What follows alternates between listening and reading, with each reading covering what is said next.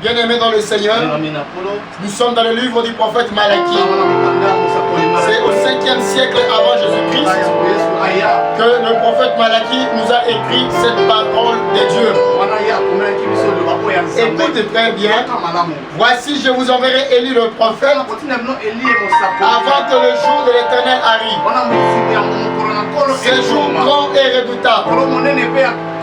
Il ramènera le cœur de père à leurs enfants et le cœur des enfants à leur père. De peur que je ne vienne frapper les pays d'interdit. Je suis en train d'introduire une leçon sur les jours grands et redoutables du Seigneur. Et je suis en train de te rappeler, nous parlons de la part du Seigneur Jésus-Christ. Sa première venue, il est venu par un agneau. Tout le monde pouvait l'insulter. Tout le monde pouvait faire n'importe quoi sur lui parce qu'il avait la nature de l'agneau. Mais laisse-moi te rappeler, la seconde venue du Seigneur, il vient comme un lion. Parce que le saint prophète Jean a dit, quand j'ai regardé, j'ai vu comme un agneau. J'ai un agneau comme immolé. Mais j'ai entendu qu'on a dit, voici le lion de la tribu de Juda. Voici le lion de la tribu de Juda. Et quand il a regardé, il a bien regardé, c'était un agneau comme immolé.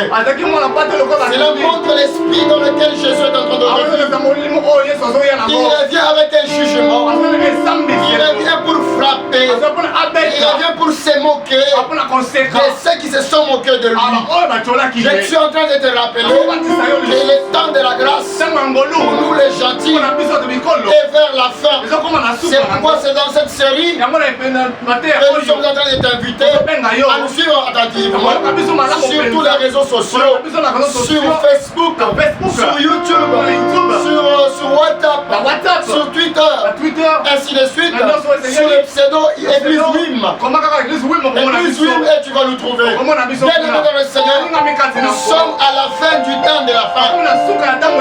Ah, je disais, nous sommes à la fin du temps de la fin. Bien-aimé dans le Seigneur, comment tu as peur? La première église a commencé avec les apôtres. Ils avaient reçu le Saint-Esprit sous forme corporelle. Et le Saint-Esprit, dans la chambre haute, est descendu sur eux. Et ces gens-là n'avaient plus peur. Même l'apôtre Paul, il n'était pas dans la chambre haute, mais sur le chemin de Damas, il a rencontré la colonne de feu. Même qui l'a rendu presque aveugle. Oh, bien-aimé dans le Seigneur, pendant que nous sommes en train de parler, je prie que Dieu te visite. Je prie que Dieu te touche par un baptême authentique du Saint-Esprit. Ah, tu ne dis pas Amen. Oh, montre-moi que tu es en ligne. Amen. Que Dieu te bénisse. Bien-aimé dans le Seigneur, Dieu a un plan avec l'humanité. Toutes choses courent vers la fin. Tu ne dis pas Amen. Nous courons vers la fin. Nous sommes à la fin du temps. Et les apôtres ont bénéficié. Ils ont inauguré le Saint-Esprit sous forme corporelle. Imaginez-vous si aujourd'hui Paul était là. Est-ce que Paul allait faire ce que nous sommes en train de faire? Imaginez-vous si l'apôtre Pierre était ici. Ici à Kinshasa. Allait-il se comporter comme il se comporte? Bien-aimé dans le Seigneur, je suis en train de te dire, repens-toi, retourne dans la foi apostolique. Retourne dans la foi apostolique. La foi apostolique, c'est la foi. La foi apostolique, c'est la foi qui met l'environnement. Chaque fois qu'ils parlaient, ils terminaient leur discours en disant Maranatha. Maranatha. Maranatha. Ils étaient prêts.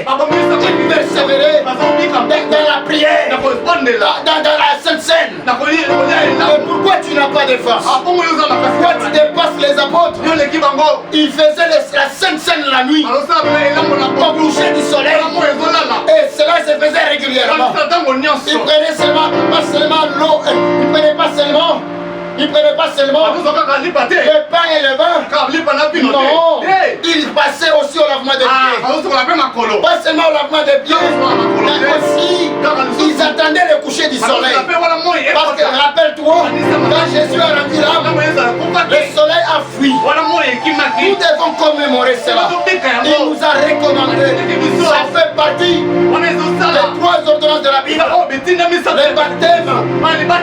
Le baptême d'eau. Le baptême d'eau. Le baptême d'eau. La Sainte Seine. Et la communion fraternelle. Ce sont ces choses-là qui nous ont été recommandées. Et Jésus a dit, allez dans le monde entier, faites de toutes les nations, les disciples, et enseignez-leur ce que je vous ai appris. Est-ce que ce que nous avons fait? Répandons nos frères. Le Seigneur est en train de revenir. Voici mon exhortation ce matin.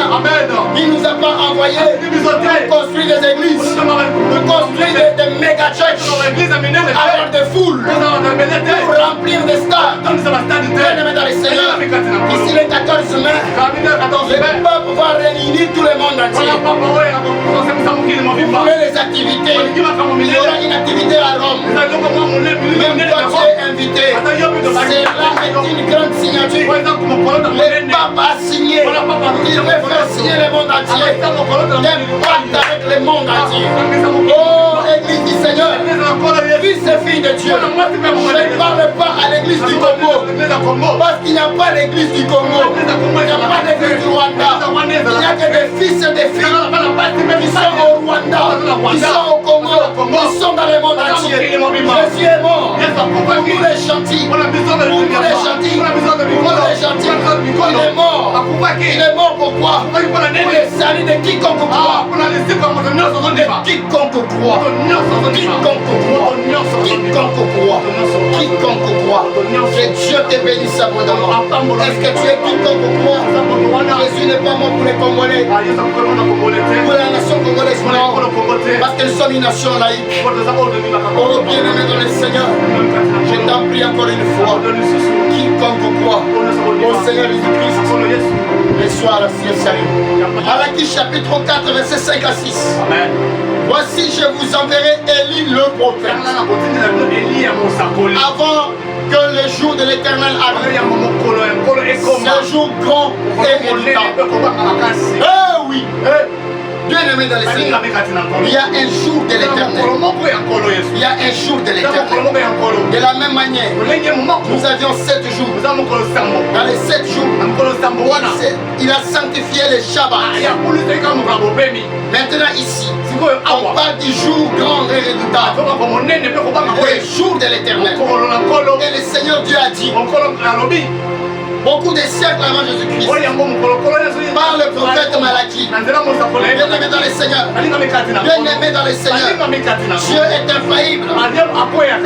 Dieu est infaillible. Nous avons dit 5 siècles avant Jésus-Christ. Le Dieu des cieux nous a parlé par Malachie. Et il a dit, il arrivera un jour. Il arrivera un jour de l'Éternel. Le jour de l'Éternel arrive. Je suis en train de t'exhorter. Et ce que tu es en train de voir, la pandémie de coronavirus, ne sont que de présages, ne sont que des signaux pour interpeller l'épouse de Christ, pour dire aux fils et aux filles de Dieu, ceux qui ont le Saint-Esprit en eux, de se préparer, parce que notre mari arrive, l'époux arrive, les 10 vierges doivent être prêtes. Ils doivent avoir des lampes avec eux. Écoute très bien, le jour de l'Éternel arrive. C'est jour grand et redoutable. Mais le Seigneur a dit, avant cela, il nous enverra Élie. Élie qui est un esprit.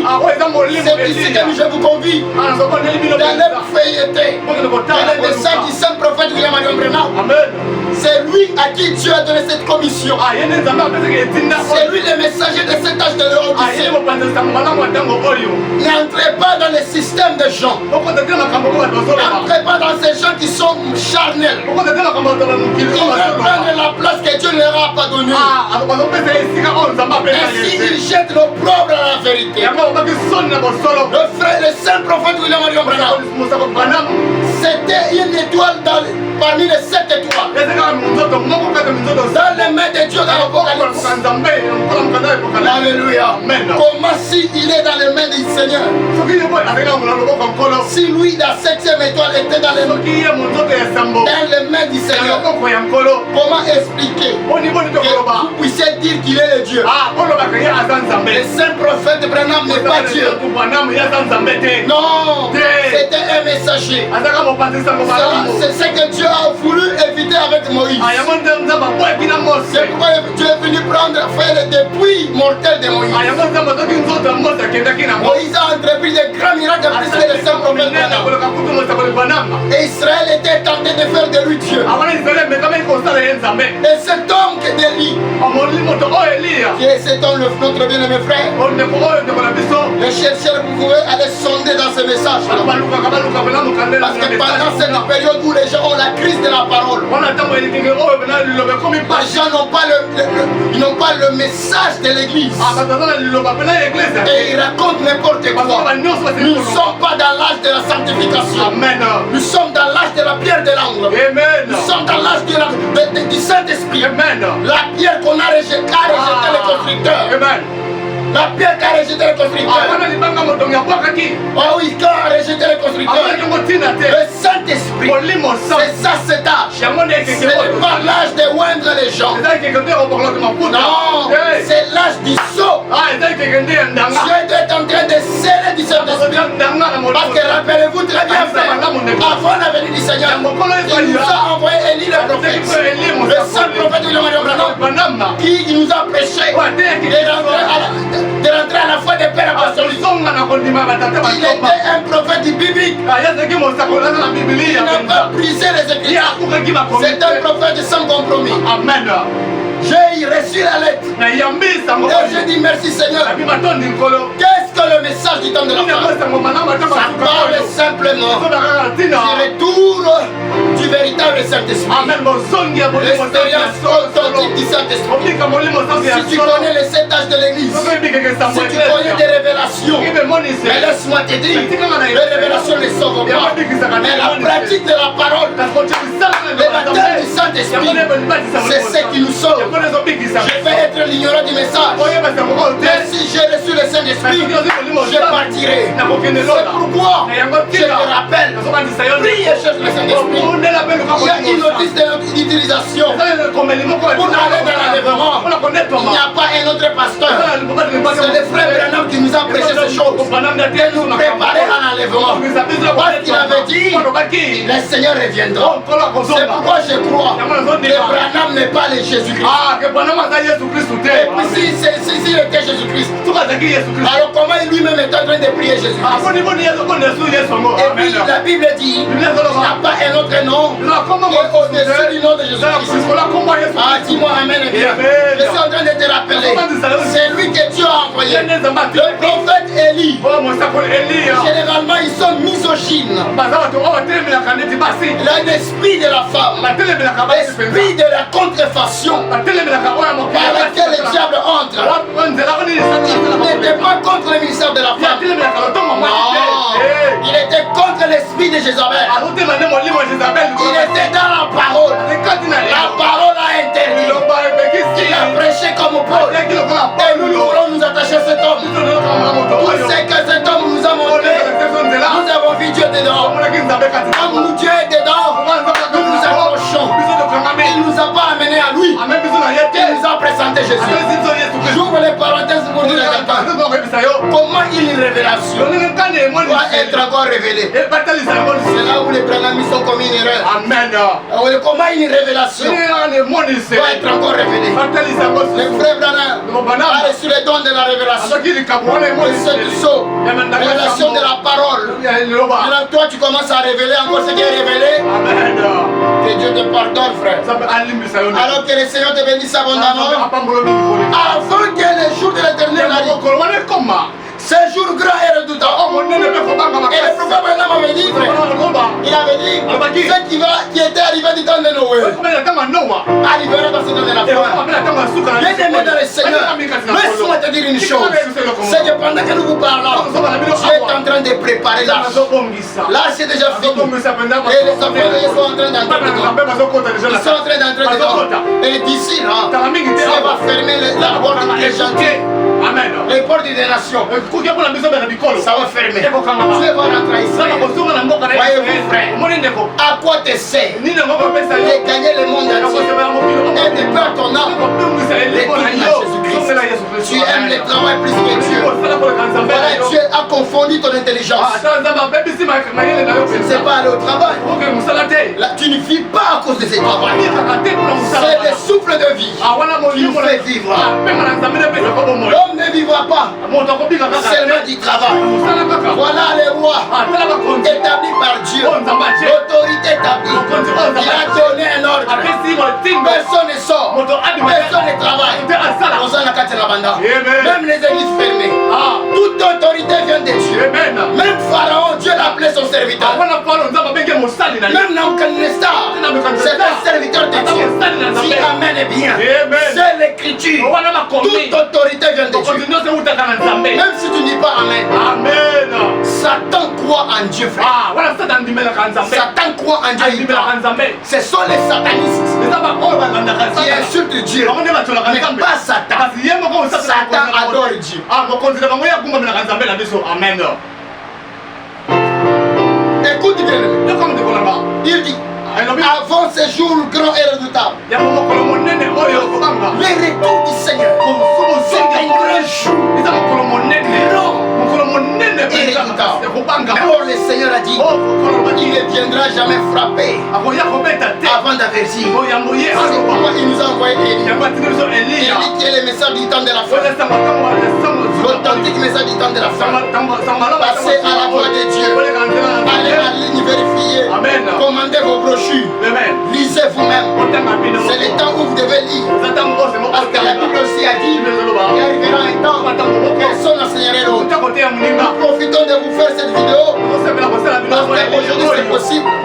Qui dit que dans 2 jours nous serons possibles? Qui le dit? Rien n'est certain. Il n'y a point de l'espoir pour cette terre. Il n'y a point de l'espoir. Il n'y a pas mes frères. Il n'y a point. Il n'y a pas d'espoir. Le seul espoir qui nous reste, c'est le royaume des cieux. Le royaume des cieux. Où Jésus va régner. Où Jésus va régner. Où il n'y aura pas coronavirus. Où il n'y aura pas des embouteillages. Où il n'y aura pas des orgueilleux. Où il n'y aura pas des gens qui volent l'argent des gens avec les offrandes de rachat. Où il n'y aura pas des gens qui vendent de l'huile d'onction. Toi aussi tu achètes. Toi aussi tu achètes. Est-ce que Jésus a vendu son sang au calvaire? Amen. Est-ce que Jésus a vendu son sang? Amen. Répentez-vous. Jésus revient avec colère. Ces grands jours il ramènera le cœur. Élie là, son message là, ramènera le cœur de père à leurs enfants et le cœur des enfants à leur père. Mais regarde très bien, de peur que je vienne frapper les verset 6 donne 2 révélations. Il parle de 2 Élie. Le premier Élie c'était Jean-Baptiste qui est venu vers les Juifs. Il les a parlé pour retourner leur cœur, le cœur des enfants à leur père. Il ramènera le cœur de père à leurs enfants. Excusez, il ramènera le cœur de père à leurs enfants. Ça c'est Jean-Baptiste. Il est venu préparer le chemin du Seigneur. Tu as compris? Écoute très bien. Et après lui, remarquez très bien. Quand Jean-Baptiste a fini de prêcher, est-ce que les grands jours étaient venus? Non. Non. Mais regarde très bien. Et le cœur des enfants à leur père. Le cœur des enfants. Nous, le cœur des enfants. Incrédule. Nous falsifions les écritures de l'apôtre Le livre de sagesse dit des peurs que je viens de frapper les pays d'interdit. Il s'agissait de ces derniers Élie, de Laodicée, les prophètes William Marion. Quand tu lis ces messages, tu comprends. Amen. Ce n'est pas le jour de ton mariage, c'est le jour de Dieu. Le jour du mariage de Dieu. Quand Dieu veut conclure son projet qu'il avait. Pour s'étendre avec toi sur la terre. C'est ce jour grand. Et redoutable. Redoutable. Tu peux lire avec moi dans Joël chapitre 1. Verset 15. La version dit ceci. À quel jour? Car le jour de l'Éternel est proche. Il vient comme un ravage du Tout-Puissant. Alléluia. Il vient comme un ravage du Tout-Puissant. Qu'est-ce qu'un ravage? Écoute ce que la Bible dit. Bien-aimé dans le Seigneur, reste encore connecté. Nous sommes en train de chuter. Qu'est-ce qu'un ravage? Le prophète Joël dit, ce jour-là, Dieu vient. Ce jour-là vient comme un ravage. C'est l'action de ravager. Dans la deuxième vérité du mot ravage, on voit des dégâts, des dommages. Des dégâts qui fait avec violence et rapidité. En l'occurrence, coronavirus. Bien aimé dans le Seigneur, Dieu a un plan avec toi. Dieu est en train de ravager. Quand il dit, ce jour-là, son jour, le jour grand et redoutable.